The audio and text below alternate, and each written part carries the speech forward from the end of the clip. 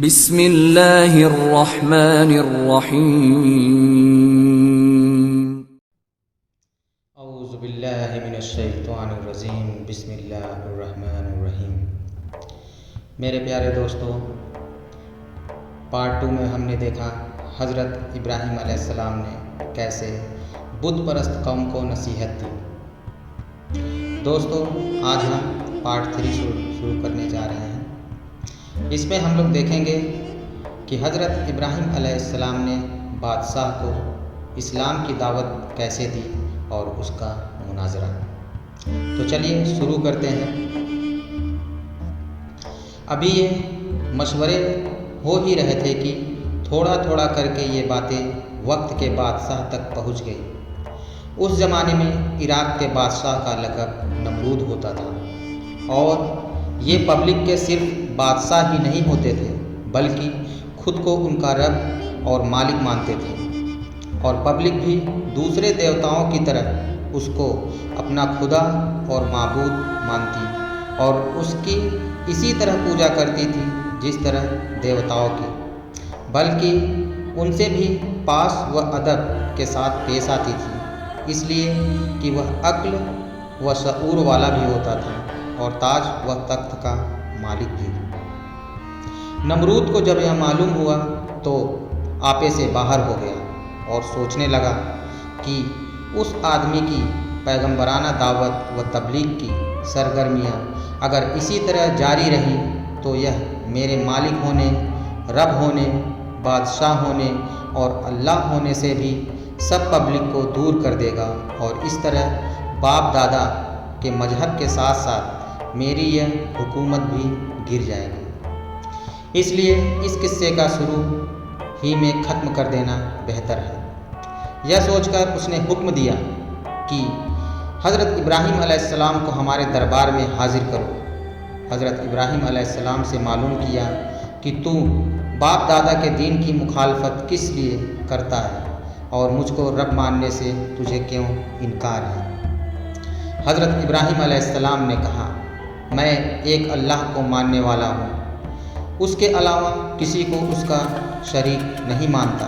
ساری کائنات اور تمام عالم اسی کی مخلوق ہے، اور وہی ان سب پیدا کرنے والا اور مالک ہے۔ تو بھی اسی طرح ایک انسان ہے جس طرح ہم سب انسان ہیں، پھر تو کس طرح رب یا خدا ہو سکتا ہے، اور کس طرح یہ گونگے بہرے لکڑی کے بت خدا ہو سکتے ہیں؟ میں صحیح راہ پر ہوں اور تم سب غلط راہ پر ہو، اس لیے میں حق کی تبلیغ کو کس طرح چھوڑ سکتا ہوں اور تمہارے باپ دادا کے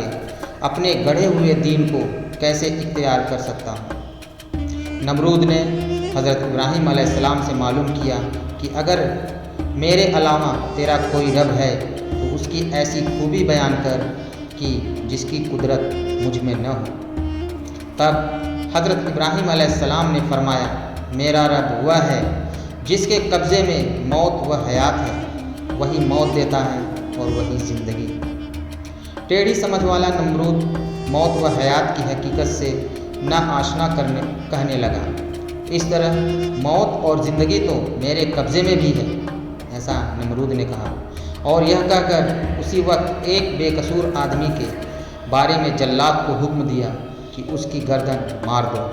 اور موت کے گھاٹ اتار دو۔ جلاد نے فوراً حکم پورا کیا اور قتل کی سزا پائے ہوئے کو جیل سے بلا کر حکم دیا کہ جاؤ، ہم نے تمہاری جان بخش دی، اور پھر حضرت ابراہیم علیہ السلام کی طرف متوجہ ہو کر کہنے لگا، دیکھا میں بھی کسی طرح زندگی بخشتا ہوں اور موت دیتا ہوں، پھر تو تیرے اللہ کی خاص بات کیا رہی؟ اس پر حضرت ابراہیم علیہ السلام سمجھ گئے کہ نمرود یا تو موت اور زندگی کی اصل حقیقت نہیں جانتا،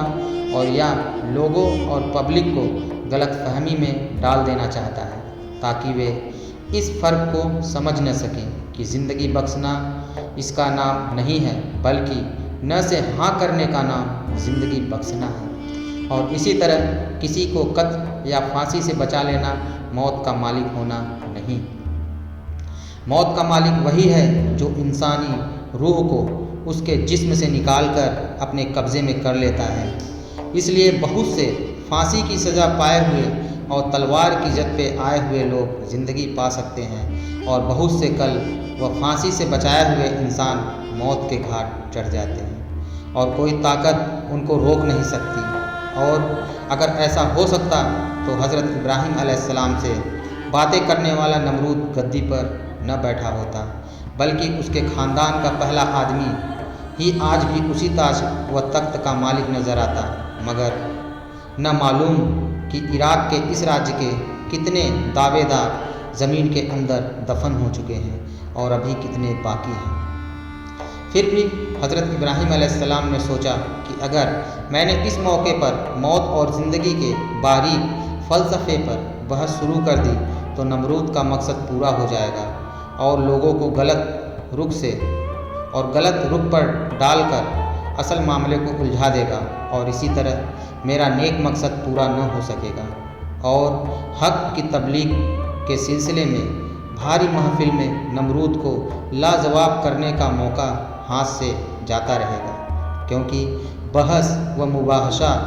اور جدل و مناظرہ میرا اصل مقصد نہیں ہے، بلکہ لوگوں کے دل و دماغ میں ایک اللہ کا یقین پیدا کرنا میرا ایک ہی مقصد ہے۔ اس لیے انہوں نے اس دلیل کو نظر انداز کر کے سمجھانے کا ایک دوسرا طریقہ اپنایا اور ایسی دلیل پیش کی جسے صبح و شام ہر آدمی آنکھوں سے دیکھتا اور بغیر کسی منطقی دلیل کے بنا دن و رات کی زندگی میں اس سے دوچار ہوتا رہتا۔ حضرت ابراہیم علیہ السلام نے فرمایا، میں اس ہستی کو اللہ کہتا ہوں جو ہر دن سورج کو پورب سے لاتا ہے اور مغرب کی طرف لے جاتا ہے۔ بس تو اگر بھی اسی طرح خدائی دعویٰ رکھتا ہے تو اس کے خلاف سورج کو مغرب سے نکال اور مشرق میں چھپا۔ یہ سن کر نمرود گھبرایا اور اس سے کوئی جواب نہ بن پڑا، اور اسی طرح حضرت ابراہیم علیہ السلام کی زبان سے نمرود پر اللہ کی حجت پوری ہوئی۔ نمرود اس دلیل سے گھبرایا کیوں اور اس کے پاس اس کے مقابلے میں غلط سمجھنے کی گنجائش کیوں نہ رہی؟ یہ اس لیے کہ حضرت ابراہیم علیہ السلام کی دلیل کا حاصل یہ تھا کہ میں ایک ایسی ہستی کو اللہ مانتا ہوں جس کے بارے میں میرا عقیدہ یہ ہے کہ یہ ساری کائنات اور اس کا سارا نظام اسی ہی نے بنایا ہے، اور اس نے اس پورے نظام کو اپنی حکمت کے قانون میں ایسا کس دیا ہے کہ اس کی کوئی چیز مقرر جگہ سے پہلے اپنی جگہ سے ہٹ نہیں سکتی اور نہ ادھر ادھر ہو سکتی ہے۔ تم اس پورے نظام میں سورج کو ہی دیکھ لو کہ دنیا اس سے کتنے فائدے حاصل کرتی ہے، ساتھ ہی اللہ نے اس کے نکلنے اور ڈوبنے کا بھی ایک نظام مقرر کر دیا ہے۔ بس اگر سورج لاکھ بار بھی چاہے کہ وہ اس نظام سے باہر ہو جائے تو اس پر اسے قدرت نہیں ہے، کیونکہ اس کی باغ ڈور ایک اللہ کی قدرت کے قبضے میں ہے، اور اس کو بے شک یہ قدرت ہے کہ جو چاہے کر گزرے، لیکن وہ کرتا وہی ہے جو اس کی حکمت کا تقاضا ہے۔ اس لیے اب نمرود کے لیے تین ہی شکلیں جواب دینے کی ہو سکتی تھی، یا وہ یہ کہے کہ مجھے سورج پر پوری قدرت حاصل ہے اور میں نے ہی یہ سارا نظام بنایا ہے، مگر اس نے یہ جواب اس لیے نہیں دیا کہ وہ خود اس کا قائل نہیں تھا کہ یہ ساری کائنات اس نے بنائی ہے اور سورج کی حرکت اس کی قدرت کے قبضے میں ہے، بلکہ وہ تو خود کو اپنی رعایا کا رب اور دیوتا کہلاتا تھا، اور بس دوسری شکل یہ تھی کہ وہ کہتا، میں اس دنیا کو کسی کی پیدا کی ہوئی نہیں مانتا، اور سورج تو مستقل خود دیوتا ہے، اس کے اختیار میں خود بہت کچھ ہے۔ مگر اس نے یہ بھی اس لیے نہیں کہا کہ اگر وہ ایسا کہتا تو حضرت ابراہیم علیہ السلام کا وہی اعتراض سامنے آ جاتا جو انہوں نے سب کے سامنے سورج کے رب ہونے کے خلاف اٹھایا تھا، کہ اگر وہ رب ہے تو عبادت کرنے والوں اور پجاریوں سے زیادہ اس معبود اور دیوتا میں تبدیلیاں اور فنا ہیں، اثرات کیوں موجود ہیں؟ کو فنا اور تبدیلی سے کیا واسطہ؟ اور کیا اس کی قدرت میں یہ ہے کہ اگر وہ چاہے تو مقرر وقت سے پہلے یا بعد نکلے یا ڈوب جائے؟ تیسری شک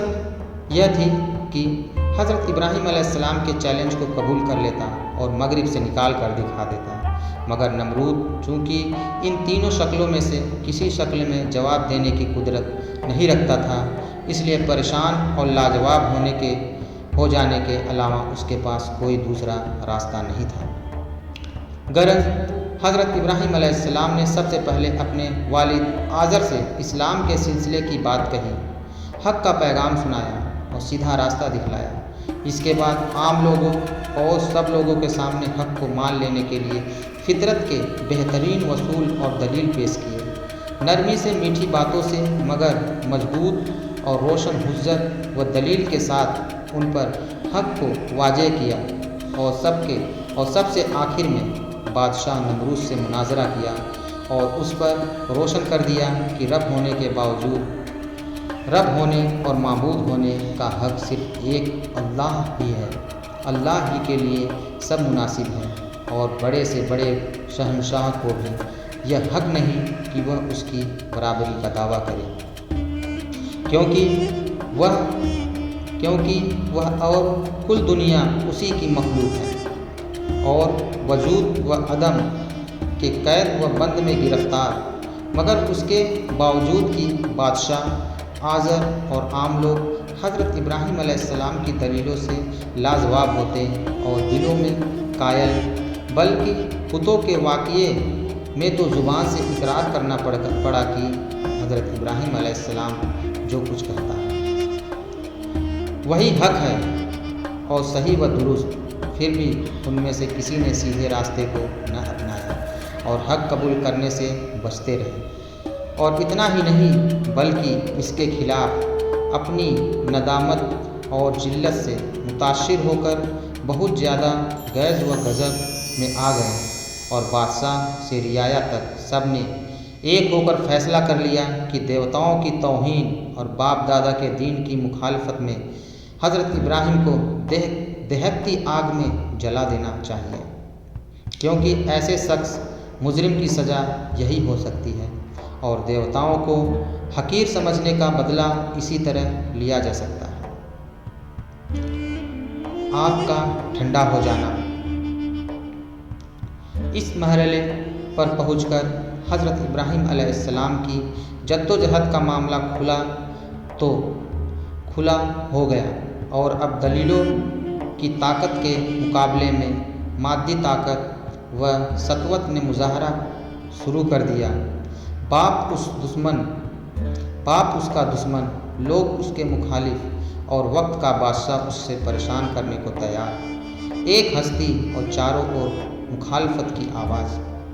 دشمنی کے نعرے اور نفرت و حقارت کے ساتھ کا بدلہ اور خوفناک سزا کے ارادے۔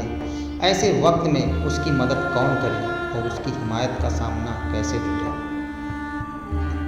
مگر حضرت ابراہیم علیہ السلام کو نہ اس کی پرواہ تھی اور نہ اس کا ڈر، وہ اسی طرح بے خوف و خطر اور ملامت کرنے والوں کی کلامت سے بے نیاز حق کے اعلان میں مست اور رشد و ہدایت کی دعوت میں لگے ہوئے تھے۔ البتہ ایسے نازک وقت میں جب تمام مادی سہارے ختم، دنیاوی اسباب ناپید اور حمایت و نصرت کے ظاہری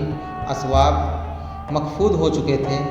تب حضرت ابراہیم علیہ السلام کو اس وقت بھی ایک ایسا بڑا زبردست سہارا موجود تھا جس کو تمام سہاروں کا سہارا اور تمام مددوں کا مدد کرنے والا کہا جاتا ہے، اور وہ ایک اللہ کا سہارا تھا۔ اس نے اپنے جلیل القدر پیغمبر، قوم کے بڑے درجے کے ہادی اور رہنما کو بے یار و مددگار نہ رہنے دیا اور دشمنوں کے تمام منصوبوں کو خاک میں ملا دیا۔ ہوا یہ کہ نمرود اور قوم نے حضرت ابراہیم علیہ السلام کی سزا کے لیے ایک مخصوص جگہ پر کئی دن لگاتار آگ دہکائی، یہاں تک کہ شعلے اس کے آس پاس کی چیزوں تک جھلسنے لگے۔ جب اس طرح بادشاہ اور قوم کو پورا اطمینان ہو گیا کہ اب حضرت ابراہیم علیہ السلام اس سے بچ نکلنے کی کوئی شکل باقی نہیں رہی، تب ایک گوفن میں ابراہیم علیہ السلام کو بٹھا کر دہکتی ہوئی آگ میں پھینک دیا۔